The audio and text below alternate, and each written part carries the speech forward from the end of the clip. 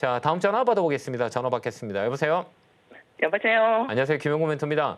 예, 네, 감사합니다. 반갑습니다. 어느 종목이세요? 호텔 신라요. 어, 제가 이제 호텔 신라 상담 진짜 많이 했는데, 그죠? 맞아, 멘토님이 좋다고 해서. 좋다고 예. 해서 많이 올라왔어요, 이거. 예. 네. 매수가 근데 비중은요? 지금 팔아야 될까요? 조금 이익인데? 네, 매수가 비중 어떻게 되세요? 47,500원에 20%요. 좀 더 갖고 가세요. 좀 더 갖고 가요? 네, 좀 더 갖고 갈 수 있죠? 예, 예. 정말 제가 올해 상담을 제일 많이 한 게 호텔 신라예요. 끝까지 버텨라고 말씀을 드렸고, 추가 매수 많이 시켰는데, 예. 올라오잖아요. 이게 대형주는 예. 원래 이래요. 그러니까 예. 이번 사이클은 조금 더 길어요. 그러니까 인바운딩이라 그래요. 그 외국인 관광객이 코로나 이전까지 다 회복했거든요. 예. 그래서 예. 이제 하반기에는 이제 엔터 관련주라 그래요. 우리가 예. 놀고 즐기고 이런 것들은 이제 관세 영향에 벗어나는 기업들이에요. 그래서 예, 예. 이 호텔신라라든지 롯데관광, 아난티, 그다음에 SM, 화이브, 그다음에 게임주 이런 것들은 이 관세 영향에서 벗어나는 이 종목이기 때문에 얘네 이런 종목들은 하반기에 움직일 수 있어요. 그 이유는 우리가 3년 동안 제일 많이 빠진 업종이 이런 놀자 관련주였었어요. 그죠? 예, 예. 2014년에 가장 많이 빠진 주식이 놀자주였었어요. 그 이제 소비의 문제가 있었고 그래서 사람들이 돈을 쓰지 않기 때문에 직격탄을 맞았지만 이제는 관세 영향에서 벗어나는 업종의 사이클이 돌아요. 그래서 이 종목은 좀 더 끌고 가는 거 어떨까요? 근데 멘토님 어느 네. 정도까지 볼까요? 그냥 이거 욕심 같으면 저는 네. 저는 제가 이걸 가지고 있다 생각하면 저는 하반기까지는 안 팔 것 같아요. 목표가는 58,000원. 58,000원이요? 58,000원이 우리가 왜 58,000원을 잡았는지 우리가 보면 이 가격을 지켜주는 자리가 있었어요. 이거 작년에 예, 예. 1월부터 6월 달까지 이렇게 쫙 지키다가 이렇게 밀렸거든요. 예. 이 자리는 이 저점일 확률이 많고 여기는 언더퍼폼이라 그래요. 그래서 예. 작년에 이제 상반기에는 이 가격을 딱 지켜줬던 이유는 시장 자체가 위쪽으로 올라가 있었어요. 작년 6월 달까지는. 근데 6월, 2월, 7월, 8월부터는 12월까지 급락이 나왔어요. 그러면 예. 다시 주가가 올라가면 이런 종목은 다시 이 가격 회복을 해요. 그게 이제 58,000원대까지는 반등이 들어와요. 그 다음에는 예. 이제 거기서 봐야 돼요. 그게 이제 예. 우리가 흔히들 얘기하는 저가 매수와 기술적 반등이라는 구간이에요. 그래서 예. 기존에 오랜 시간 동안 가격을 지켰던 자리와 거기서 무너졌을 때 시장 포인트를 보면 시장이 빠졌다 그러면 언더퍼폼이라고 해서 시장이 반등이 되면 그 가격까지는 거의 다 올라가요. 한 7, 80% 정도는 모든 종목이 그 가격까지 올라오는 가격이에요. 그래서 이 가격 58,000원이라고 보여져요. 그러니까 58,000원까지는 홀딩해서 가져가는 거 어떨까요? 예. 팔지 마세요, 지금요. 예. 좀 더 어차피 가격 싼데 좀 더 기다리는 것도 나쁠 것 같지는 않아요. 맞아요. 지난번에 멘토님이 바디틱 매드도 상담해 주셔가지고 네. 잘 팔고 나왔어요. 이것도 잘 팔고 나올 수 있을 거예요. 힘내시고요. 예, 건강하세요. 네, 고맙습니다. 예, 감사합니다. 네, 고맙습니다. 자, 다음 전화 받아보겠습니다. 전화 받겠습니다. 여보세요? 네, 안녕하세요. 네, 안녕하세요. 김영구 멘토입니다. 반갑습니다. 네, 반갑습니다. 네, 어느 종목이세요? 예, 인텔리안 테크고요. 매수가 비중은요? 69,180원을 5%입니다. 이거는 이 종목들은 그러니까 우리가 이제 주식을 살 때 네. 여러 가지 방법들이 있거든요. 이제 네. 사지 말아야 될 종목들이 있어요. 그러니까 뭐냐 유통 물량이 작은 것들. 유통 물량이 뭔지 아시죠? 네네. 유통 물량이 이제 거래가 되는 물량들이 작은 것들은 원래 매수 아무리 좋아도 매수 매도하면 나중에 이제 유동성이 함정에 빠져. 여기 보면 위에 봐봐요. 한 주, 세 주, 네 주 이러죠. 여기 봐봐요. 그죠? 그죠? 여기 100주, 뭐 200주, 막 300주 이러죠. 네네네. 이런 종목들은 우리가 사는 게 아니에요. 그러니까 이런 종목은 저는 사지 말라 그래요. 왜 그러냐면 이게 이 주식을 많이 갖고 있는 주체한테 우리가 이제 손해를 많이 받아요. 이제 빠질 때도 막 세게 빠지고 그다음에 움직이지 않을 때도 진짜 많이 움직이지 않아요. 근데 사람들이 흔히들 얘기할 때 이제 실적 베이스를 가지고 주식을 하거든요. 이런 것들은 이제 스몰캡 종목이 실적이 좋아요. 근데 유통 물량이 작기 때문에 사이클이 한번 들어오잖아요. 그럼 이렇게 고생을 해요.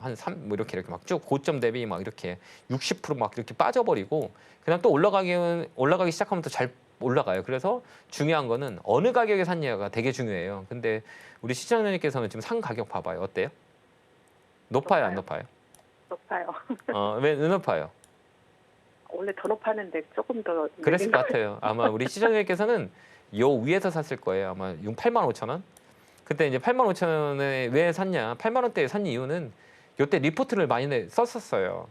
항공위성 해가지고 리포트가 네, 되게 맞아요. 많이 나왔거든요. 아마 그것 그 때문에 영향 샀어요. 그것 때문에 샀죠. 네. 제가 방송에서 맨날 말씀드렸던 게 고점에 있을 때 리포트 나오는 거는 우리 개인들의 돈을 뺏어가는 겁니다라고 말씀을 많이 드렸어요.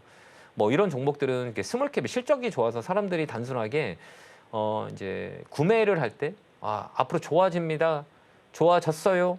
좋아질 것입니다. 여러 가지 방법들인데 좋아졌어요라고 했을 때는 사람들이 그 전부터 쌌을 때부터 산 사람들은 매도가 되게 강하게 들어와요. 그러면 쌌을 때부터 샀던 주체가 누구냐? 기관들, 외국인들이죠. 그러면 가격 높을 때 팔 때 주식은 매수 매도자가 있어야 이 성사가 되는 거 거래가. 그럼 많이 갖고 있는 사람들은 누군가가 사줘야만이 팔아야 되잖아. 그거 가장 좋은 게 리포트죠.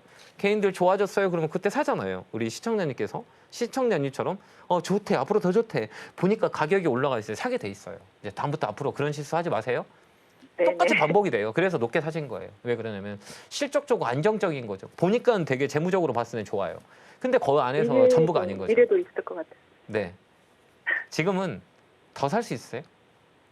할 수 있어요. 좀 더 사놓고 그냥 두어버리세요. 그러면 이번 돌아가요. 이제 돌아가는 자리라고 그래요. 이런 종목들은 스몰캡이고 돌아가는 자리인데 이게 네. 5%의 비중을 좀 더 사서 좀 끌고 가는 거 어떨까요? 목표가 6만 원 잡으면 돼요. 그러면 얼마만큼 더 살까요? 5% 정도 더 사서 끌고 가는 거 어떨까요? 5%요? 예, 근데 어떻게 사냐면 네. 아까도 방송에서 제가 전략을 말씀드렸잖아요. 같이 섞지 마요, 비중을. 그럼 따로. 따로 그러니까 또 5% 2단가를 사는 거 47,000원 단가로. 이해됐죠? 네. 네. 하나는 단가가 6만 원 9천 원일 거고 하나는 47,000원일 거예요. 그죠?